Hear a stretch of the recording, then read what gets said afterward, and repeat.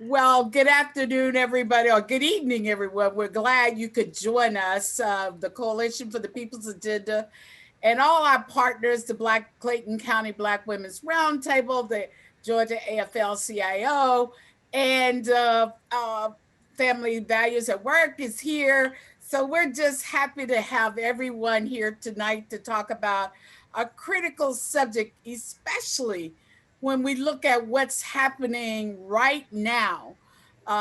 We just had the passage of the $900 billion CARES Act, but it's not enough.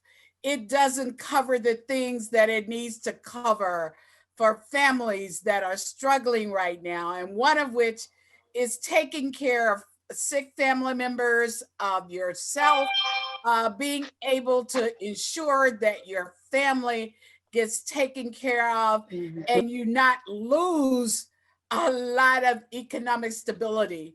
And so tonight we want to talk about and connect how paid leave is an important issue for us to really talk about as we vote for these two Senate positions that are coming up.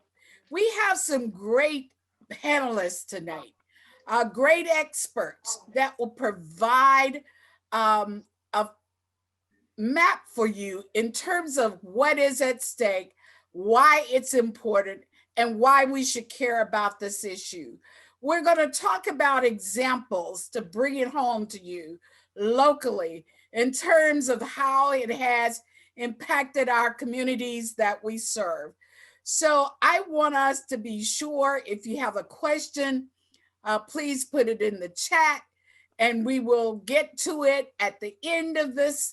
But we want to give you some context for what is all involved with paid family leave and how it's critical to voting within this context of the next two Senate races that we have up in Georgia for January 5th. We know that early voting has already started.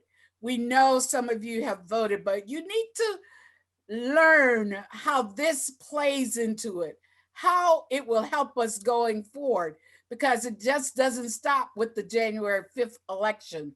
It's beyond that point. Mm-hmm. It's a public policy that we must have in place prior to us experiencing any other type of pandemic like COVID. So, what we want you to do is sit back, relax, and hear from these great leaders. And I am so thrilled tonight to have with us experts. I mean, the top national and state and local experts that will bring it home to you, that will tell you about why paid family leave is, what it is, what are the principles of it, how it connects, and what it means to us as a community. And we're going to start with the national perspective because nationally it takes in context everyone. But then we're going to bring it home to the state, and then we'll bring it home locally to you, to the communities that we serve tonight.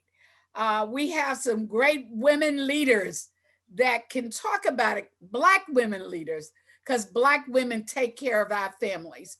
We take care of our communities, and who are better experts to talk about it than us.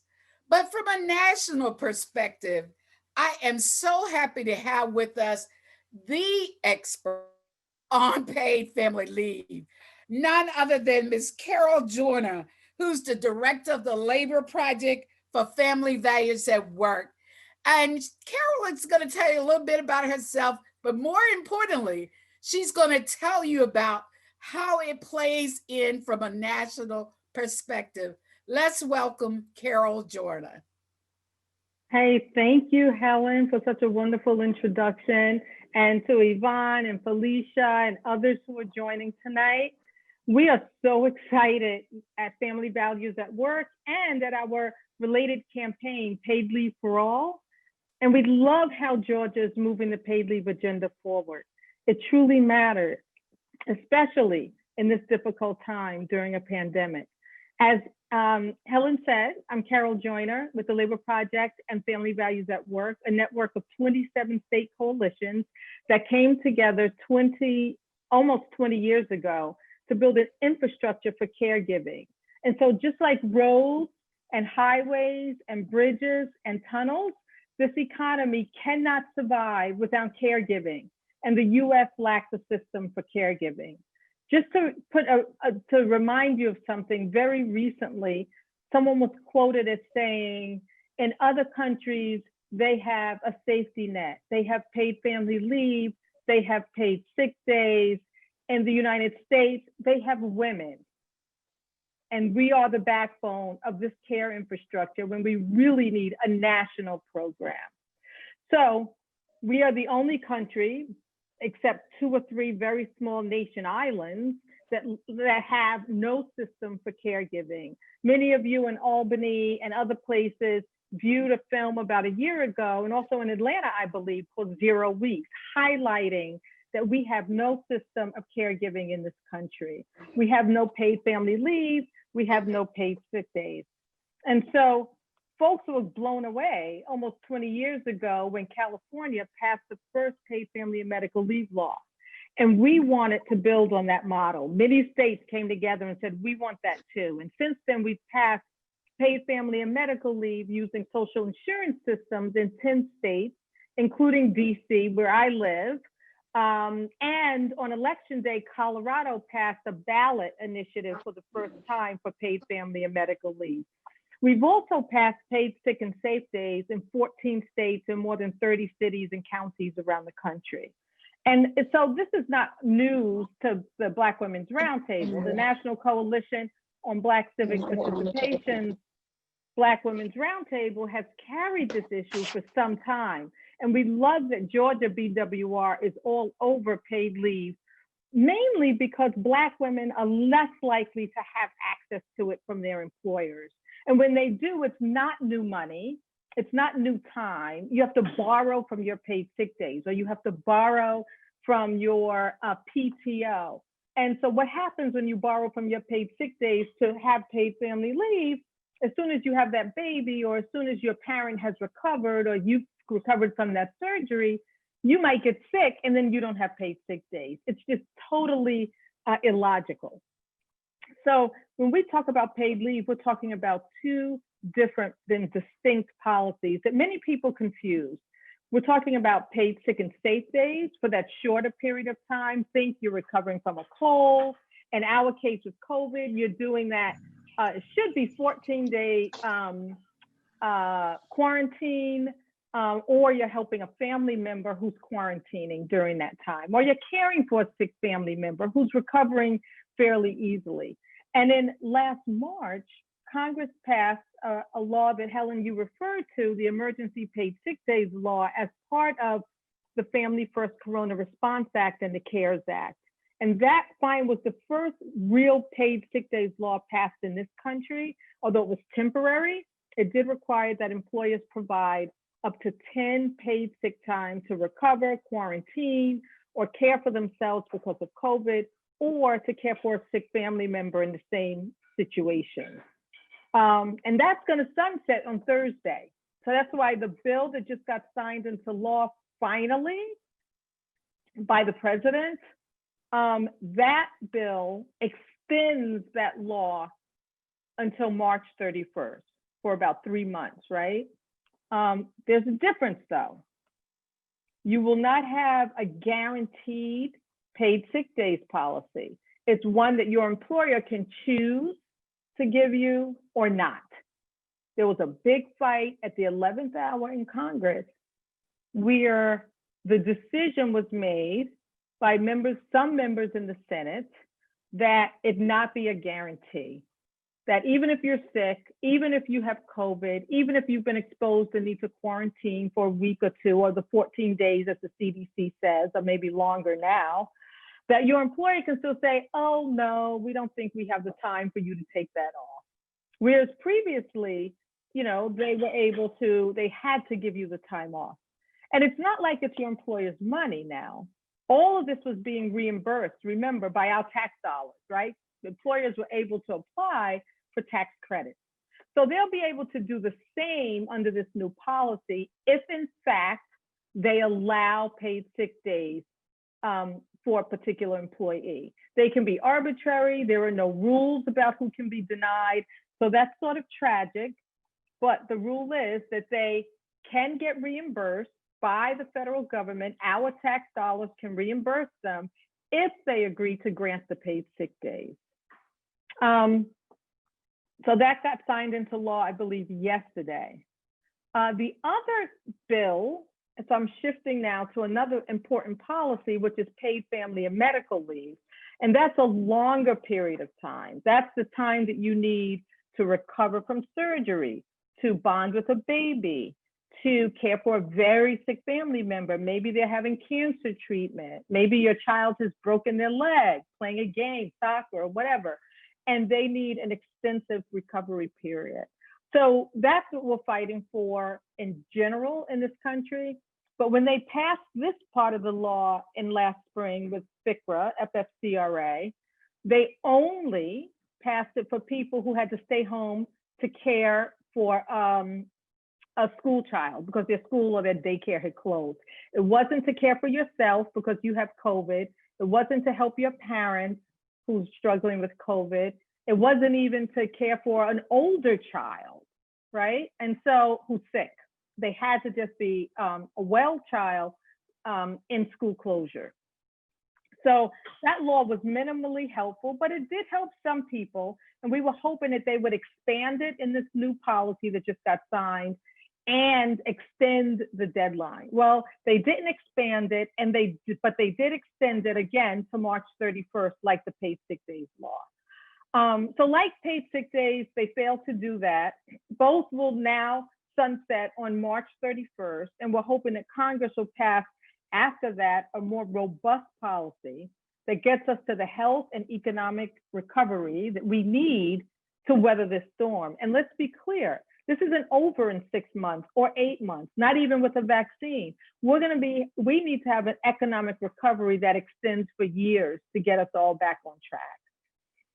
So we knew last year when or earlier in March, when they were successful in getting paid sick days and paid family leave for school closures into the FCRA and the CARES Act, we quickly learned that it was very limited and it excluded up to 100 million people who needed it. And so the question for us is, how do we have a law and build a caregiving infrastructure that includes everyone? Because that law excluded people on the front lines in healthcare. Think about healthcare workers who desperately need paid leave because they're overly exposed to the virus. They excluded food service, agriculture, and other essential workers, and anyone who works for a large employer, and undocumented workers, and so many others. And so since then, the House of Representatives, led by the majority, has passed 2 different COVID relief plans that are stronger and that were potentially could have really helped us. Neither one of those were taken up by the Senate. And so people went to work sick, causing the spread that we're seeing right now in this country. Children were left alone in hospitals, and they still are because their parents or their loved ones can't be with them.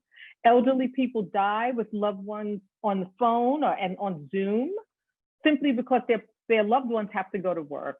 And people leave their jobs in droves to care for loved ones. Because if the choice is stay on my job or leave my loved ones, at home alone, people are often going to choose, the one that speaks to their heart, which is caring for their loved ones. So a study showed recently that more than 1 million women of color have left the workforce since COVID hit, simply because they needed to care for their loved ones. We know that small businesses have shuttered. Childcare centers have just disappeared and probably won't come back online in many cases. This impacts our community, our families, and the overall economy. The last thing I'll say is that Paid Leave for All is a national campaign, because even after we get on the other side of this pandemic, we need to build a caregiving infrastructure in this country. As you said, Helen, we would have fared much better with COVID if we had had paid leave in place when it hit. Many countries fared better because their citizens didn't have to choose between working and recovering. They didn't go to work sick. And a recent study just came out that shows that states in this country that have paid leave and paid sick days also fared better and averted up to 15,000 cases of COVID per week. So Georgia, you have choices to make. There are so many issues that hang in the balance with this Senate race. Will we have a robust paid leave policy that fights this pandemic? Will we ensure that all workers are covered? And then once the virus is over, what does the caregiving infrastructure look like? Does it just go away, or will people then have the caregiving infrastructure, paid leave, paid sick days, childcare that they need in case there's another one or another catastrophe down the road? We can't recover without paid leave. Permanent paid family leave and paid sick days are the building blocks for a caring economy. And in this moment, being a paid leave voter truly will matter. I'm going to leave it right there to see if there are any questions or ideas, and I really look forward to hearing from the other speakers. Thank you so much. You gave some staggering information about what we could have done differently had we had the appropriate actions by our Senate, because the House passed these bills that would have given the protective coverage. And that also shows why it's so critical in this particular situation. I know it hit home right to me this afternoon because we lost a very faithful driver that helped with driving our people to the polls because of COVID. And so it really hits home about how that could have helped people to really work with their families, to be able to be there and to provide the necessary care should we have a Senate that would have acted to ensure that this didn't spread. But Carol gave us the national setting, but we want to look at Georgia. And Georgia is on our mind right now. And we have also with us a young lady that has done so much work in Georgia with the labor unions, with community groups working with us to ensure that workers' rights and are protected, that we have the benefits that they need to really survive. We're so honored to have one of the top leaders of the Georgia AFL-CIO, the Secretary Treasurer of the Georgia AFL-CIO, none other than Ms. Yvonne Robinson Brooks. And Yvonne, tell us what it's like here in Georgia. Put the context from what Carol said as to what it really means for us here in Georgia. We're going to take Yvonne off of mute. Yes. All right. Okay. Well, good afternoon, ladies and gentlemen. And I am honored to be here. I will say this is the most important election of my life, and I'm not so young, but this, I cannot repeat everything that Carol said about this, the paid family leave. We have been working toward this, and sometimes things happen for a reason, and I'm not saying that COVID has happened for a reason, but we're going to use it as a reason to make our legislators understand the importance of getting legislation for paid family leave. Now, I can say this is, I have this, hold on. Oh, why am I? It's telling me I'm low, but I'm sorry, it's saying I got a low battery. But I can say this, when I started working here in Georgia, the thing that I learned going to the Capitol is that legislators don't vote, they don't understand the unintended consequences of the legislation that they make. Here last year, after COVID hit, the legislators in Georgia passed a corporate immunity bill, which makes corporations have no responsibility for their employees getting COVID. And I'll tell you that labor unions have many frontline workers. And I say this all the time. We are not fighting just for people who are in the union. We are fighting for working people. Because when working people have better benefits, or when unions have better benefits, working people have better benefits. And so I did a little research for today, and my national union sent me a poll that was done. And if you guys want to have it, it's the National Partnership for Women and Families. And it polled folks right before the election. And you would think that sick leave or paid sick leave may not fare well with the suburbanites, but it is, let me look at my notes. It says 8 out of 10 voters, especially women, think that there should be some type of family medical leave. Paid.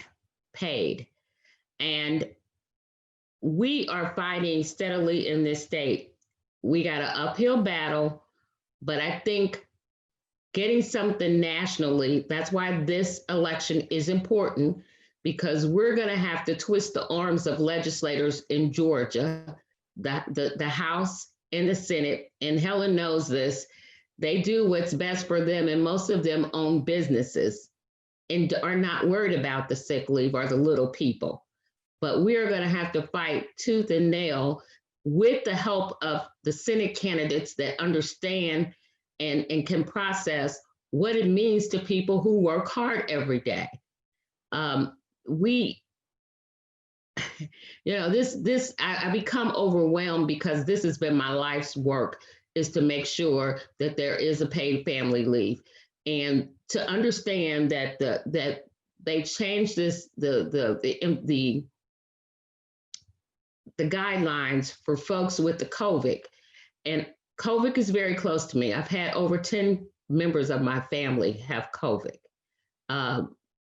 Fortunately, they have all survived.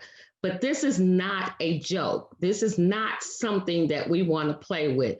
And labor unions and our coalition groups, Helen Butler has always been there, and other groups, we are here to fight like our lives depend on it, because it does depend on getting some legislation to protect workers, because we're the ones that do the work. We built this city. We built this country, and we get no credit for it. And, we're just like useless. Next, the microwave generation. But we are the ones that have put in the hard work to make sure that these businesses run, and they have no responsibility to us to let us off when our families are sick. Fortunately, I have the type of job I can go if I need to. Even after my daughter had COVID, I didn't go at that time, but as soon as the election was over, I went to check on them once they were no longer contagious. But everybody doesn't have that right. And we all need to understand and start talking to our neighbors, our friends, and our enemies about how this impacts families. And I was talking to someone the other day, and I said, it just gets my goat when people who do better get up and don't realize how hard it is for people that are still down. And this only keeps people down, because once you don't have any leave and you get behind, there goes your house, there goes your car, there goes the kids eating. We have fed so many people.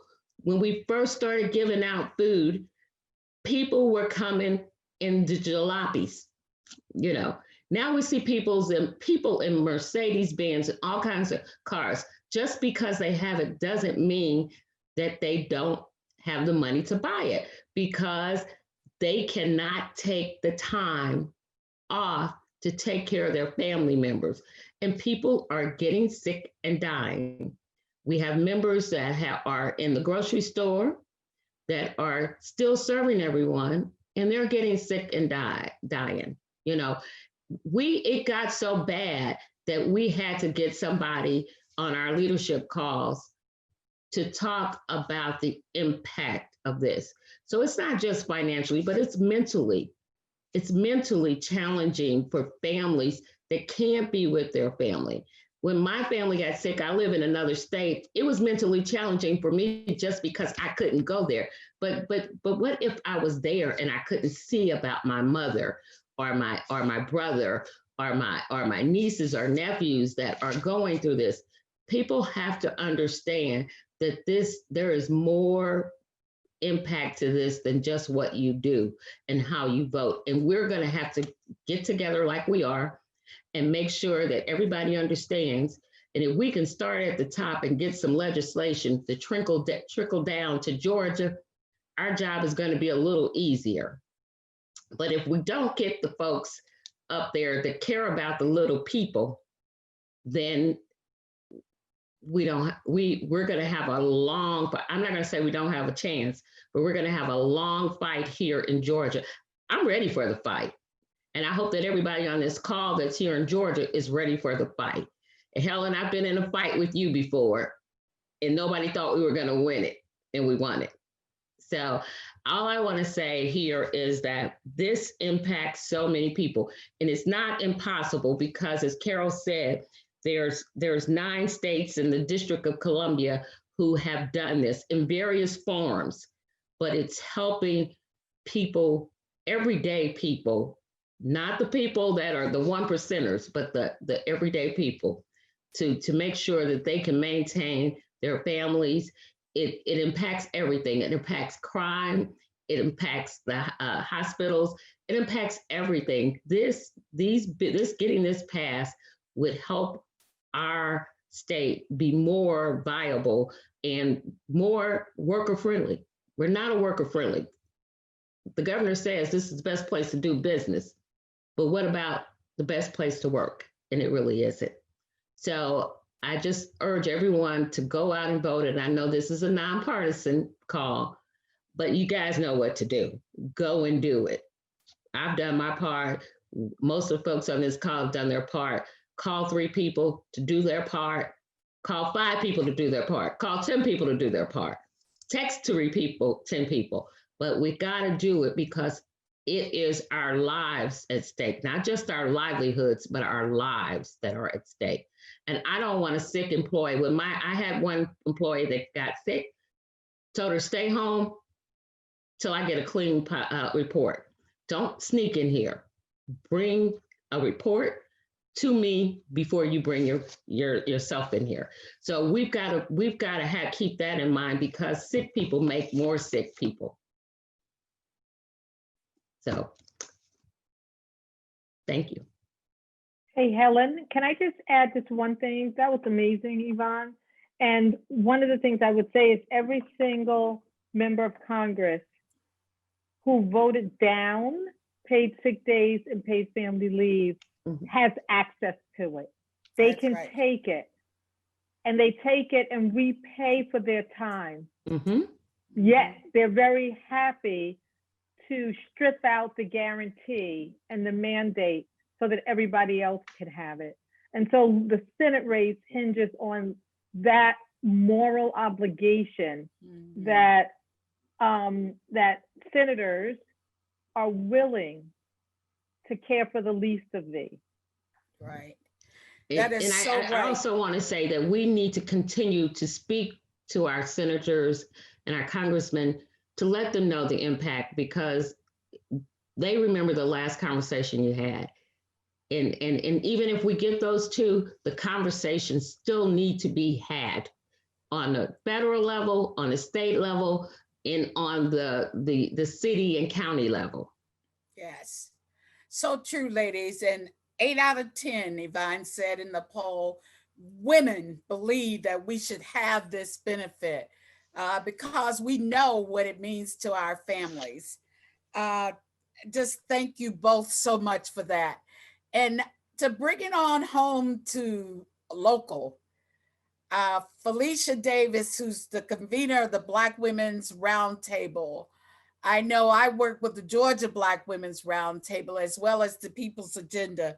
But Felicia, talk about what it's like in real life for us to have family leave, paid family leave, uh, to really take care of our families.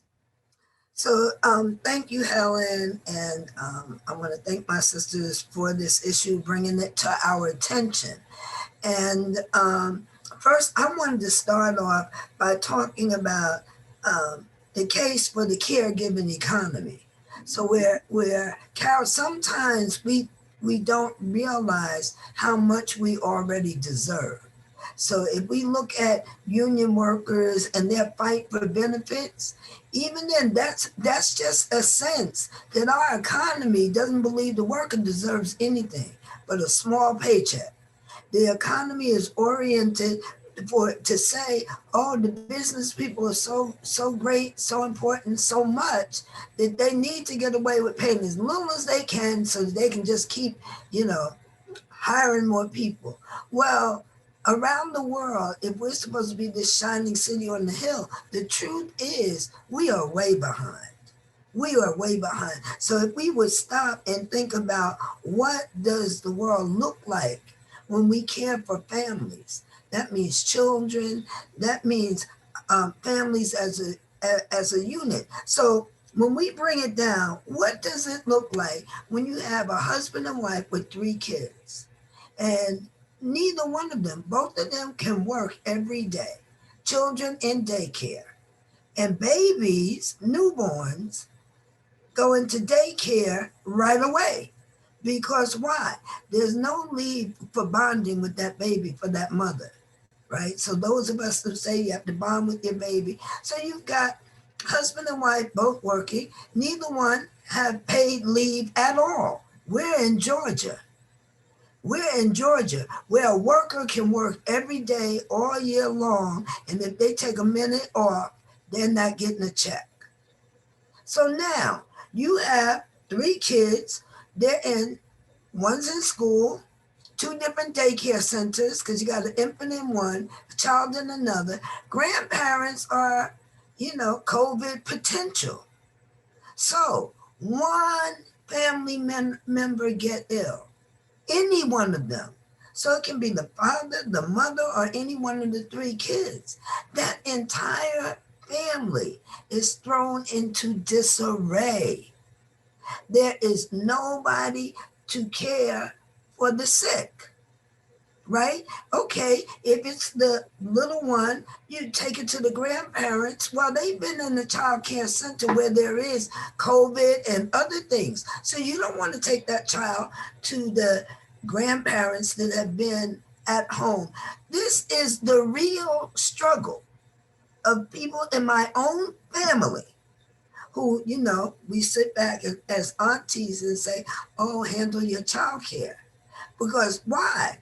I don't want the child coming here. I'm afraid, right? And then there is no sense in the entire community that we need to even provide this. So it is not just that we need to push our elected officials. We need to have this kitchen table conversation among ourselves to such an extent that it becomes the very thing that we expect. If a worker gets up and works and puts in a good job, this notion that a worker doesn't want to work, that a worker wants to call in sick, that any worker anywhere abuses such a benefit is a fallacy. So we have to change, in my opinion, and especially I'm in Clayton County, which is a working class community. We have good, hardworking people. A lot of them, fortunately, are in unions, but the ones that are not are essential workers. They didn't get any time off since March. They have been the ones taking the most risks. They're the reason that part of the reason that the incidence of COVID impact in our community is higher. And yet these people don't have paid family leave, don't have the guarantee, the mental relief, because anybody, if you would see the stress and the burden on parents, that cannot afford to take time off. So that means you're taking sick children to school. You're putting sick children in daycare because you can't take off. So that means more sick children, right? And so, yes, this is running throughout our community. And those people who think right now they have the benefit of affluence and they have their benefits and they're protected, COVID has let them know, hey, it comes for me today, but it'll be for you tomorrow. So I just wanted to say, yes, it is a real profound impact. Now that was a family unit. So just take any bit of what I said and make it a single parent, right? And that just really escalates what the challenge is. So I just wanted to bring from a working class community. We are deeply impacted. We are terribly hurt and hurting. And for any segment of our community to be deliberately penciled out of legislation, unacceptable.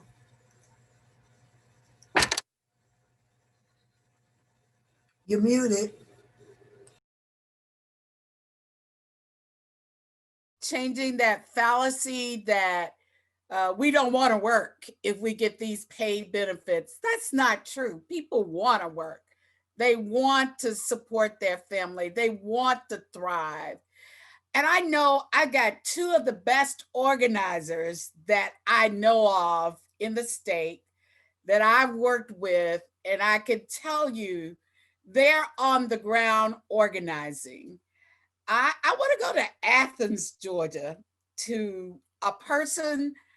I worked with this young lady way back in 2004 when we were doing Voices for Family Work, for working families. When we were talking about things that mattered for families, for working families. And she works with the Economic Justice Coalition. So, Linda, from an equity standpoint and from an economic justice perspective, Linda Lloyd, who's the director of that, but she's also the Coalition for the People's Agenda Athens coordinator that does all of our civic engagement organizing in Athens and surrounding communities. Linda, what are you advocating for, and how does it economic justice plays into this theory of paid family leave? What does that mean from an economic justice perspective? Okay, from an economic justice perspective, it means that more low wage people, and we've already said women are the ones that do not have the paid sick leave. And when we talk about families, it takes away from the stability of families. It's like if you got a certain amount of wage and that wage is interrupted when you have a illness or a sickness or a crisis, that takes away from your ability to say that I can provide ongoing a home. I can provide a car. Any little major thing can come in and just interrupt your whole life. I've just seen people that just don't, it's the hourly workers. They don't have enough to eat. And then when we go illness on top of all of that, it just tears my heart up, and it hurts the children. My thing is I have a fondness for children, and I hate to see children hurt. But when the mother of the parents do not have continuous paid leave every time they get off, they lose something. A bill gets behind, and you got to pay late fees to catch back up, and utilities get cut off, and that kind of thing.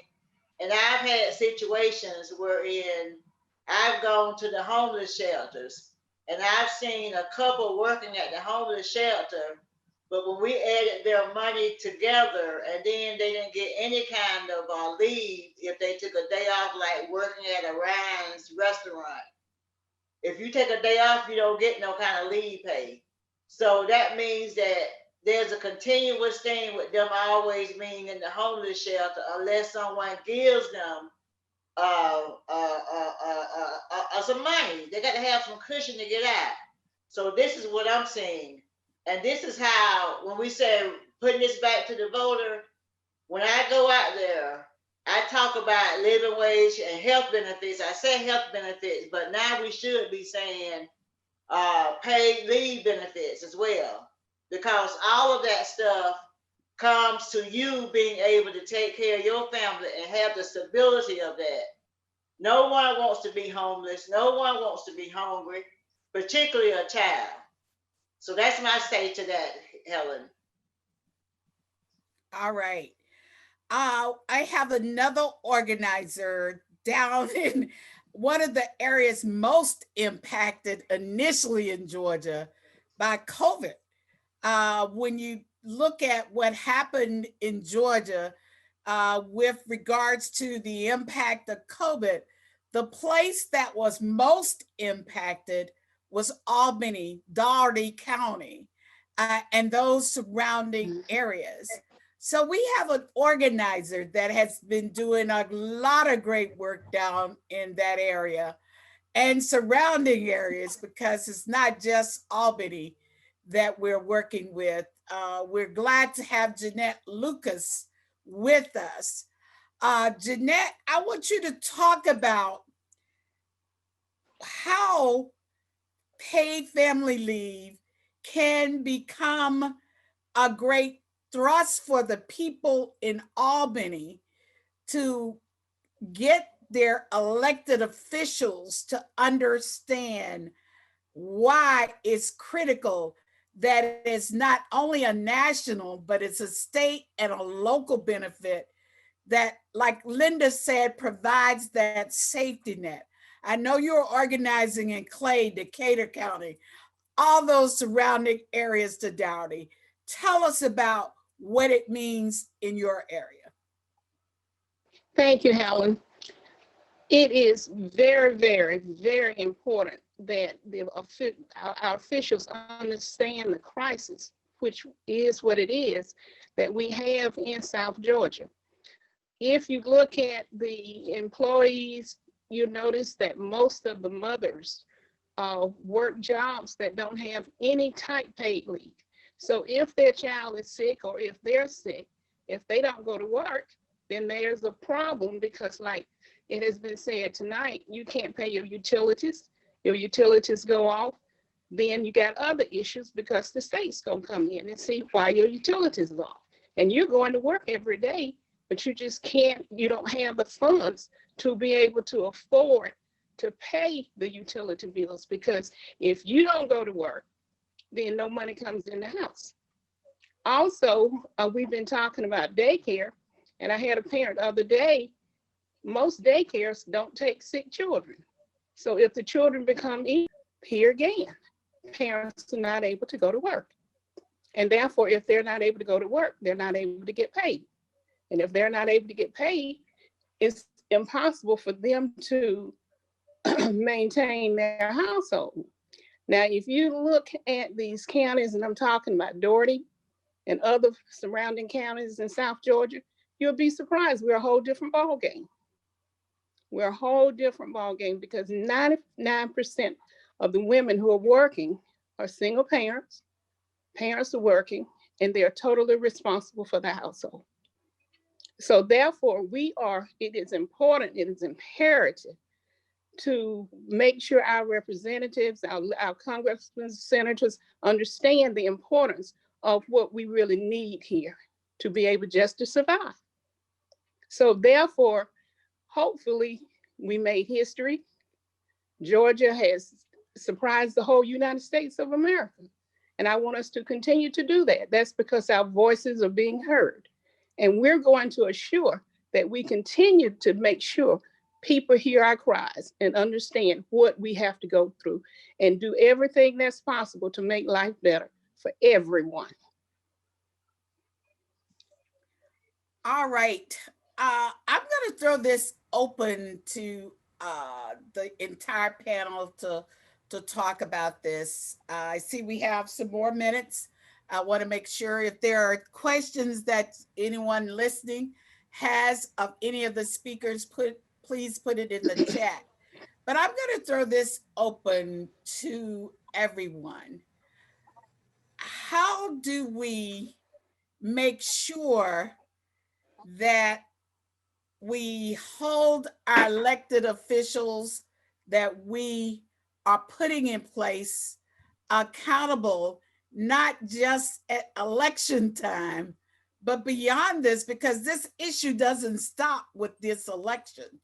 So, what do we do to make, we got to first get this passed? I know that. And Carol has talked about that and how critical Yvonne has talked about it. Mhm. But what can we do beyond the election cycle to ensure that this doesn't get lost in the translation after the election? Yvonne.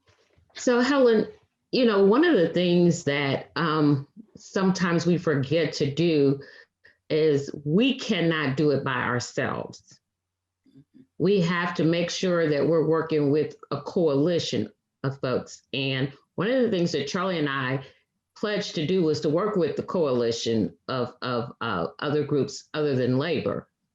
But the other part of that is we have to reach further down, not the top, the everyday people that are parts of these organizations, that are on the parents that are working with their baseball team, and the parents that are working with the football team, getting education. And I think, and Helen, you and I worked on the Keep Georgia Schools local, and education was the number one thing. When folks understand what's at stake, even after we elect them, and that they have the power to talk to an elected official and voice their opinion, because they see me, you all the time. But when you see someone else, they'll tell you their constituents are the ones that drive them. And if we teach our folks that are in our groups and around us, our family, that you have a voice, go talk to your local legislator, go talk to your state legislator, talk to your national legislator. You have power, and we have to make sure that our folks understand the power that they have, because the vote's going to come back around again. Yeah, I totally agree with that. And y'all will remember, so at least some people on this call, like Helen, and I'm sure the AFL supported this, that not many years ago, Georgia passed the Family Care Act, which is a very humble paid sick days law that essentially says that it's not new money, but if you already have paid sick days by your employer, you can use it to care for a sick child or sick family member. So it essentially says you do not have to call in and lie. You can actually say why you're staying home to care for a sick family member. Now that was supposed to sunset this year. It was supposed to go out of existence. And because of COVID, they have not voted to sunset it. It's going to sunset in a year or two from now. I think that's an example, Yvonne, when Georgia won the Family Care Act, that's an example of state legislators hearing from their electorate, people talking to them about the importance of paid leave. Now, they couldn't win a mandate because of the configuration and the politics, right? But they had to dig in their pockets and pull something out because the constituents were talking to them about paid sick days and the importance of it and how desperately they need it. And so I'm just going to say that we just had an election. Y'all are in the midst of a Senate final, wrapping this up with the Senate election. Whatever happens in the end, you need to map and do that power mapping of your members of Congress. We need to go back to them and ask if they support these policies, because we need both emergency paid leave and paid sick days and permanent paid family leave and paid sick days. And we need it yesterday. So I appreciate that. I agree. So I have a different thought. I feel like if COVID is anything, it's the opportunity for a transformational change, right? And what's all the buzz? unity, which, you know, some of us are less concerned about that than some others of us. However, this is one issue that unites across race, if nothing else. Now, you know, different income levels might experience it differently, but for working people without this benefit, it unites across, you know, Black, white, Latinx, Asian, doesn't matter. And there's lots of people in all those categories. This is the one, this is what we can push forward to not only win on the issue, but win as a community to say, you know what, back in the, you know, the 2020s, before 2021, we used to be all about work. This decade is going to be all about family, all about community. And where do we start? This is number one. Number one, if we can strengthen working everyday people, all of us are stronger. So I would love to see, and then if we come through the door, I don't care if it's a state legislature or a Congress, but we come through the door united like that, game changer. Because we haven't used that strategy in a long time. But when we lock arms like that on this issue, I think we'll win. And I think we'll win in a bigger way than just the legislation. It won't be just for a moment or just until the vaccine is out. It's like, no, we're women across the board. I'm sick of young women having to put 2-week-old children in daycare. That's crazy. All right. Linda or Jeanette, you all have anything to add? Well, I have something. I think, you know, we're advocating for over 17 years for living wages. The question always became, how are we going to implement a living wage? See, this is what I'm saying. We need to have a culture of paid sick leave. We need to go out and talk about it. And because we got to get it from the family all the way up. We got to get folks to say, boom, I deserve paid sick leave. Yeah. When you talk to the community about it, when you explain that to them, it's like they never really thought about it before because they just been so used to just, you know, penny ante. If you're sick and you don't get paid. So we got to make that something, a culture. It got to be a cultural change. Yes. That's what I'm saying. Yes. Because there's people that don't even know, they don't really realize that that's the way that people that enter head. You know, they really feel like their fallback is their mistake, you know, because they got the flu and got it really bad. And then next thing they look, their lights were off. And then what? Their child was taken. And they were scuffling hard as they could. And they're looking next door and they're treated as though they're lazy. They're lazy, trifling, don't deserve anything. We've got to change that. These are some of the hardest working, struggling folks imaginable. And anybody that has the benefit of leave without pay, I didn't believe some of the stuff that goes on in Georgia. You know, I didn't believe that a person could get up and go to work at a hotel or motel, get to work after you put your kid in childcare, got your sick kid with a relative, and be told, oh, there's no work, and you get nothing, go home. And then when you come to work and you get sick from that sick kid, then you have to stay home and get no pay. What? This is insane. This is unacceptable. And we have to bring those stories alive. We have to bring exactly. And speak for themselves. Because when it weighs on my heart that I haven't done more when I hear stories like this, because it's inhuman. Well, I tell you, this has really been a great conversation about why it's important to have uh, family leave, paid leave, really, and to make it a culture that we've got to start thinking these are things that we're entitled to as humans, as human beings, as people that care for each other. We've got to do this. We've got to be educated. We've got to educate ourselves about what is required, why it's necessary, but more importantly, we've got to hold our elected officials accountable. And you all, with an election coming up, they come to us every 2, 4, 6 years asking for the vote, but never giving back the things that make our lives better. So we've got to be more, hold them more accountable and not just vote for them because we know their name, because they say, come vote for us this time. We've really got to hold them accountable. And one of the things that Carol was talking about is that we've got to make sure, do you support this?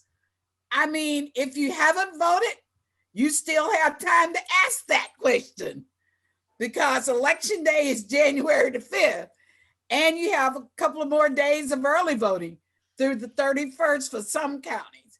So if you haven't voted, ask that question of these people that are asking you for their vote right now. And believe me, I think it was Dr. King said that the budget and everything they do for you determines whether they care for you or not. And if they care for you, they will make sure that you're able to have a good life, you're able to take care of your family without being bankrupt. Black Women's Wealth, I think the Black Women's Roundtable said we have $100 in wealth. $100 in wealth compared to 29,000 for white women. There is no reason for that. But the reason is because we're taking care of our families. We're taking off. We don't have that single mother doesn't have a safety net to take care of her while she takes leave to take care of a sick child or a sick family member or even herself. So we've got to make sure that we understand that, hold our elected officials accountable. And I thank you all so much. Thank you, Carol, for bringing that national perspective.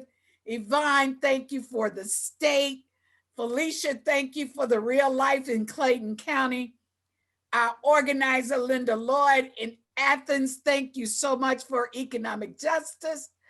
And Jeanette, I know we lost you for a minute for technicalities, but thank you for bringing it home about Albany, Georgia, and that mother in the daycare not being able to take care of the family. So thank you all so much for bringing this home. We're going to write our stories, we're going to tell our stories, and we're going to hold our elected officials accountable to make sure they do what we need them to do. So thank you and have a good evening. Thank you all. Thank you. Thank you. Yep. Thank you. Thank you. Thank you all so much. Yep.